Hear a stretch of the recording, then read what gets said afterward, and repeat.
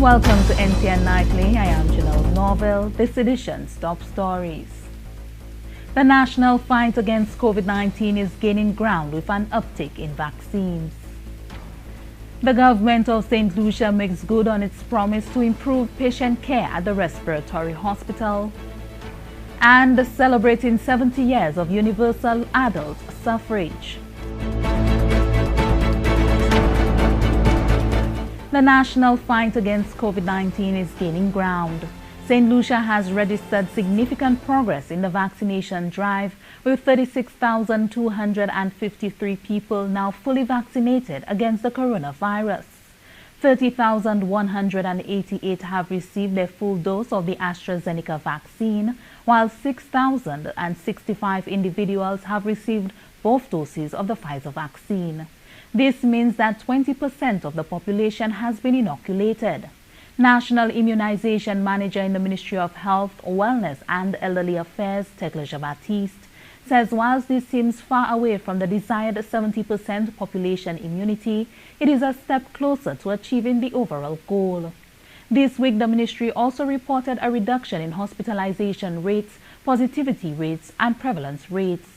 There has been a steady decline in the rate of transmission with a present rate of 1.3.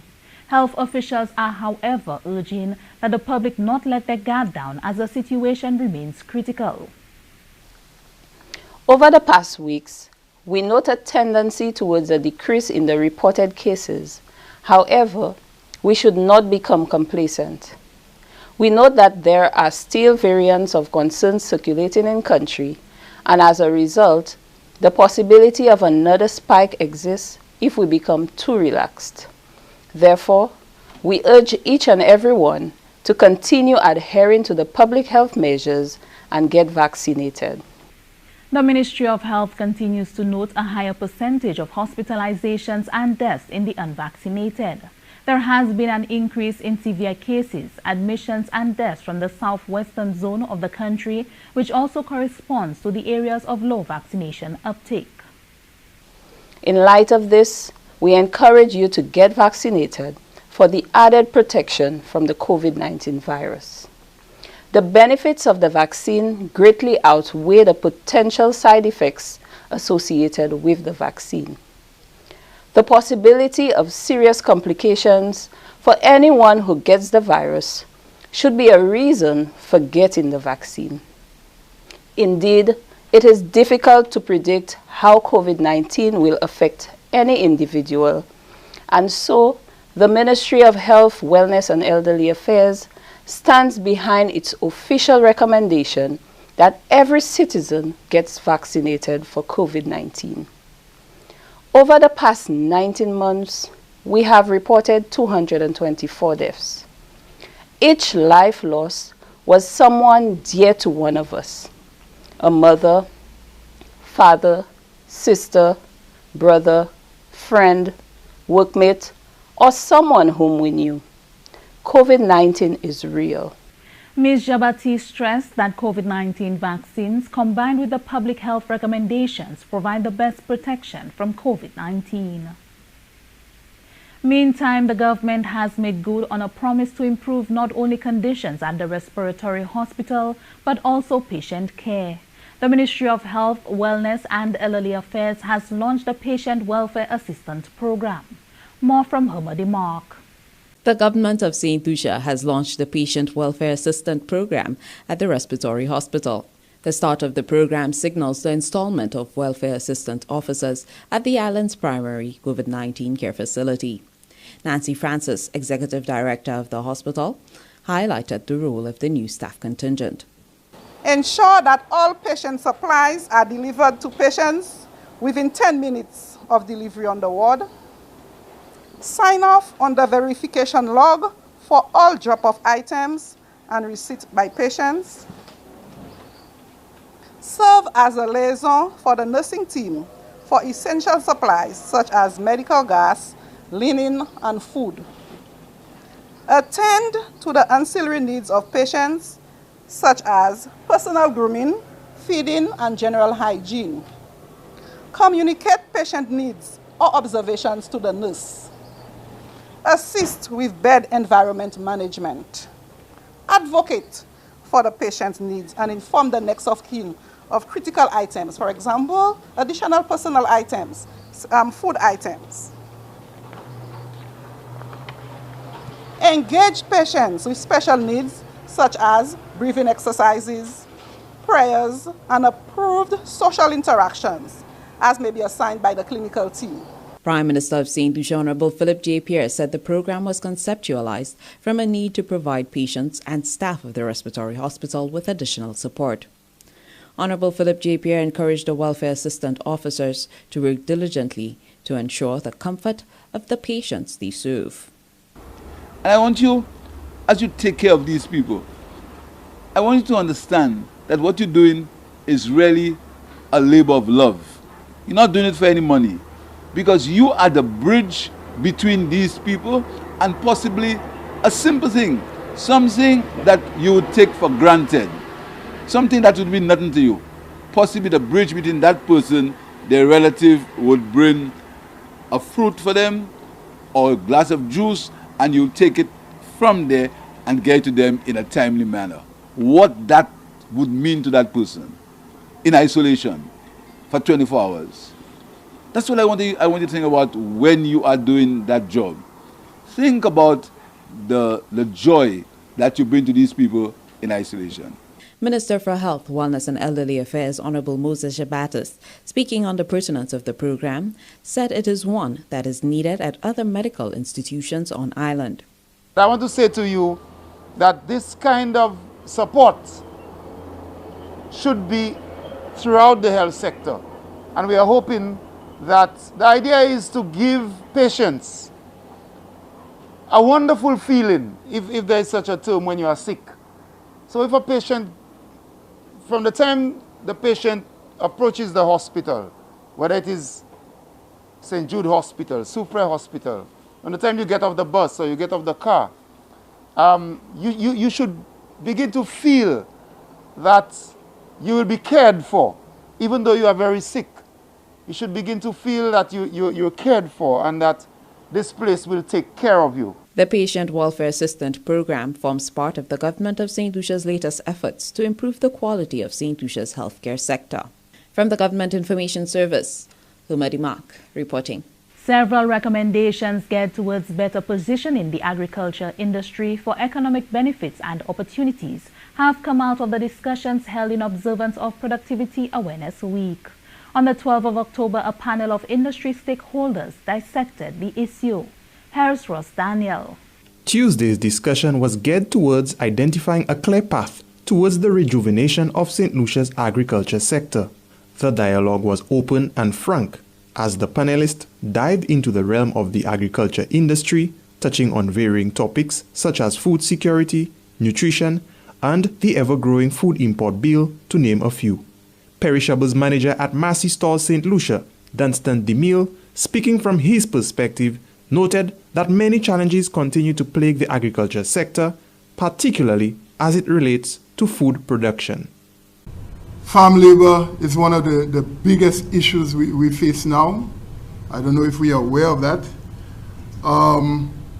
Also, we have a number of challenges when it comes to getting timely inputs, because when the farmers need a product to nourish the plants or whatnot and they don't have it, all that affects production.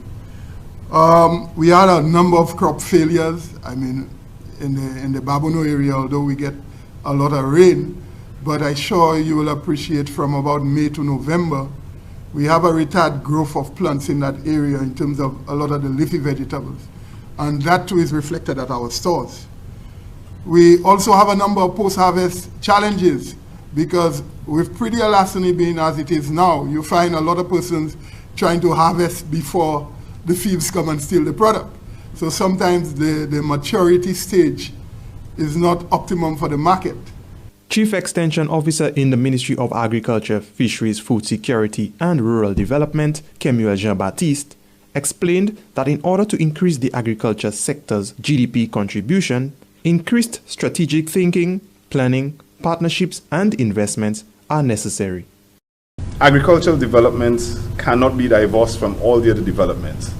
there's one truth about agriculture that has to be recognized at the highest policy making level, and that is about the amount of land space that is required for production. You have export, you have agro-processing, and a number of investments, opportunities that come off of agriculture, as they would say, backward and forward linkages. But all of these are hinged on the ability of the country to produce the primary products that are required.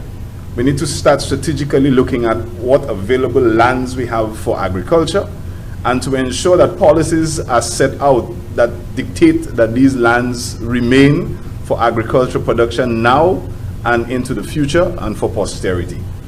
When we are able to do that, then we need to look at what sort of strategic investments that we are going to make. We've had support from Sustainable Development Department, for example, in developing a national adaptation plan. Climate change is for real. The reality of it and its impacts on agriculture is for real. And we need to ensure that agriculture is well prepared. The Chief Extension Officer added that international organizations such as the Global Environment Facility GEF, Small Grants Program, United States Development Program UNDP have been lending support, making significant investments in St. Lucia's agriculture sector. Chief Nutritionist in the Ministry of Health, Wellness and Elderly Affairs highlighted the linkages between health and agriculture. To be food and nutrition secure is to ensure that our people are healthy. Are we secure here? Food and nutrition security, there is a bit of a difference. Food security entails that we have adequate calories for everybody in a country that is sufficient, that they can live their active lives. Nutrition security takes it a step further, where the food that is produced must ensure that this food is nutritious. Food security can ensure that we get adequate calories, but doesn't speak to nutrition. Nutrition security ensures that we are getting the nutrients that we need so that we can live healthy and active lives. Now, do we have adequate food and nutrition security in St. Lucia to ensure that? If we did, our health status would be different. And so there is a very strong link between agriculture and nutrition. The discussion sought to answer the question, how should agriculture be repositioned to fill more space in St. Lucia's economic basket, and forms part of the activities being held as part of Productivity Awareness Week 2021. St. Lucia on Tuesday, 12 October 2021, celebrated 70 years of universal adult suffrage. Adult suffrage resulted in all adult citizens being allowed to exercise their franchise regardless of wealth, gender, social status, ethnicity, political stance, or any other restrictions, subject only to relatively minor exceptions. The 1951 general election, which took place on Friday, October 12, was held under this new constitution. Olympia Lionel is the Assistant Chief Elections Officer in the Electoral Department. Universal adult suffrage was significant because it established that every citizen, of St. Lucia, 21 years of age and latter reduced to 18 years of age or older, has the right to vote in all national elections. That is to say, persons were able to exercise their franchise only at the age of 21.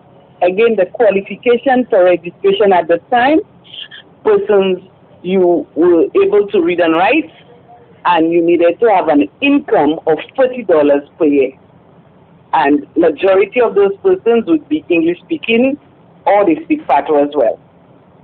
During that period, registration, you had 8 electoral districts in the places of Castries Town, Castries North, Castries South, Roseau, Ancillary, Soufre, Choiseul, Saltibus, Beaufort, and Denry Mico. Some 22 candidates contested the Legislative Council elections, with 2 main parties being the St. Lucia Labour Party and the People Progressive Party, alongside independent Labour candidate and independent candidates.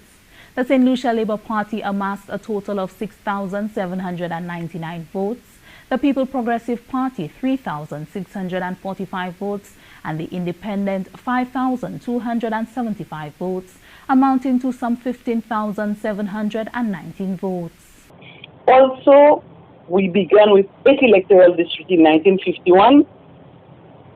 The numbers of the district was increased to 10 and 17 districts in 1961 and in 1979 respectively. After the general election of 2011, with talks of making the division smaller in terms of the Grozile district, Castries South, and Babuno. Today, electoral department voters, this has grown to a total of 172,217 electors. And a lot of things have changed. As an elector, your qualification for registration, once you reach the age of 18, and you can come with your birth certificate and a letter from NIC, you would be qualified for registration to be registered at the electoral department. Assistant Chief Elections Officer in the Electoral Department, Olympia Lionel. This is NTN Nightly. Primus Hutchinson is up next. Stay with us.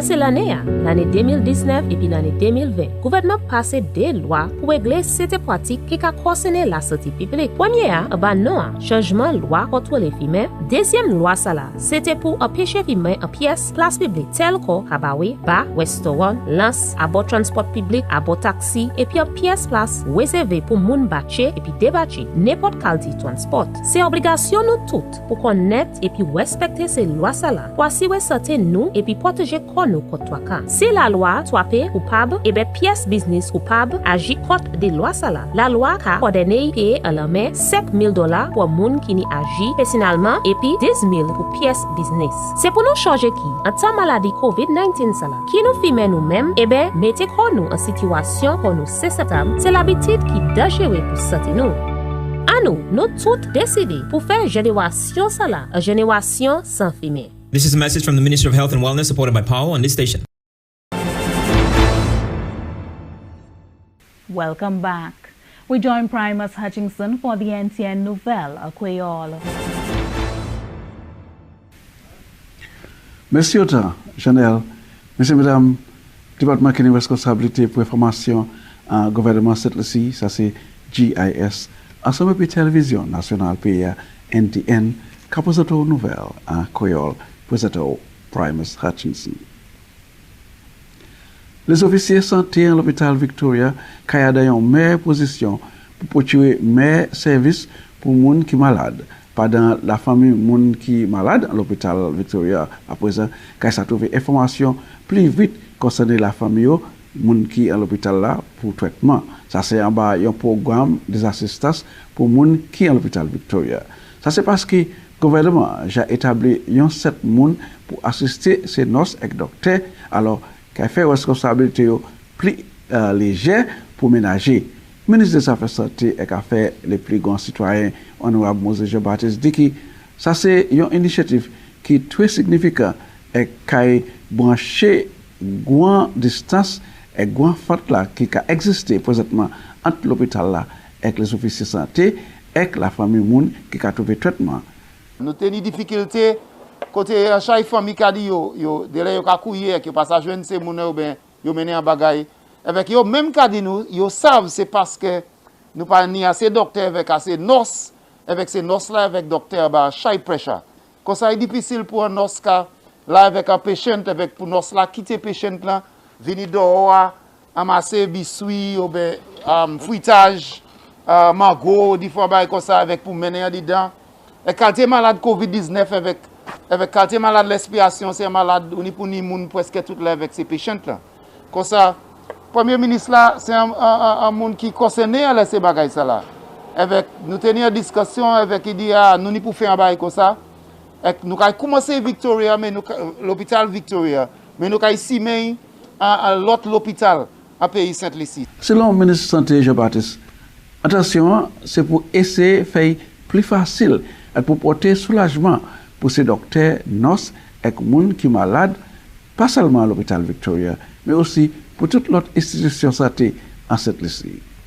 Parce que les gens malades, ils n'ont pas de che yo ka fait yo mal, yo ka manche famille yo.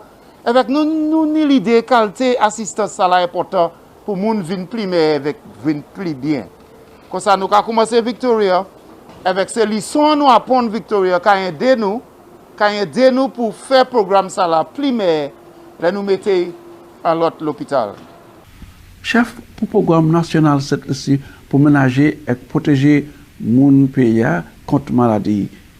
Sur toute maladie, c'est notre texte Jean-Baptiste, déclaré que comme vous appréciez que la réduction en cas de maladie corona en ces semaines qui passent, ça ne veut pas dire la pacaille n'y haussement encore côté l'imoa, ça c'est une maladie qui vitement point en montant encore.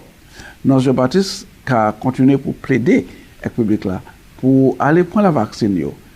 Aussi, il a annoncé que cette liste a touché 20% en limo moun qui a trouvé toute dose de la vaccine depuis lundi le 11 octobre 2021 et ça veut dire 36 253 personnes ici j'ai trouvé toutes les doses de la vaccine contre maladie corona.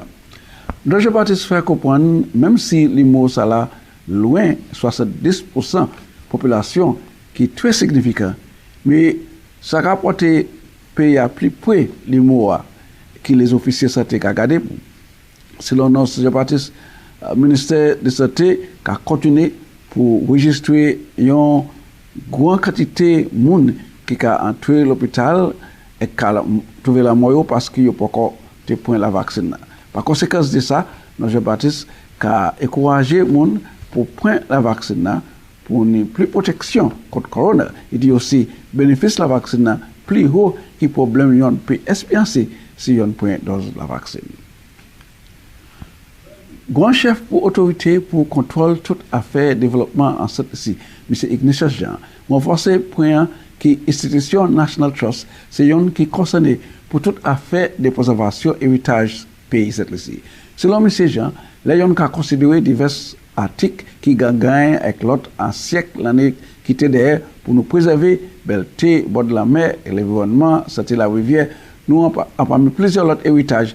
C'est la responsabilité du National Trust. Alors, Jean fait comprendre, il y a une autorité unie qui assure que le développement qui a un coût en cette liste supposé fait en accordance et puis préservation et protection héritage pays là. Mais nous ne sommes pas d'accord sur tout bagaille, mais on y voit que nous n'y pour corbeau, nous n'y pour tendre, nous n'y pour tendre l'autre côté. C'est même ces gens qui ont fait investissement, ils ont venir ici, nous n'y pour bailler une chance pour assis devant nous et présenter ça qu'ils voulaient faire et nous avons regardé et dit ou ça fait ça, et bien ou pas ça fait ça, et bien mais c'est ces manières ça là, nous avons dit pour aller faire, ok? Et puis c'est quelle manière ça là nous voulons aller devant et pour faire plus facile pour nous ça faire investissement. Qui ou ces gens sont ici, ou ces gens l'autre pays, nous n'y pour ça c'est doit nous tout bloc qui a fait tout concrète ciment qui nous pour vendre. Il dépend sur d'ici pour faire décision pour faire ces bagages ça la fait. Et nous voulons travailler, nous voulons mon travail centre ici. Le gouvernement ni pour jouer une manière pour couiller payer et c'est là que ça fait taxe pour yo ça payer travail gouvernement et pour yo ça fait l'autre développement. So alors nous avons un travail qui est très important et que nous avons point ça même manière important pour nous parler puis peuple. Et c'est manière ça nous allons aller. Avec monsieur mesdames, ça c'est côté nous en bout nouvelle nous pour aujourd'hui. Moi je remercie autant pour garder.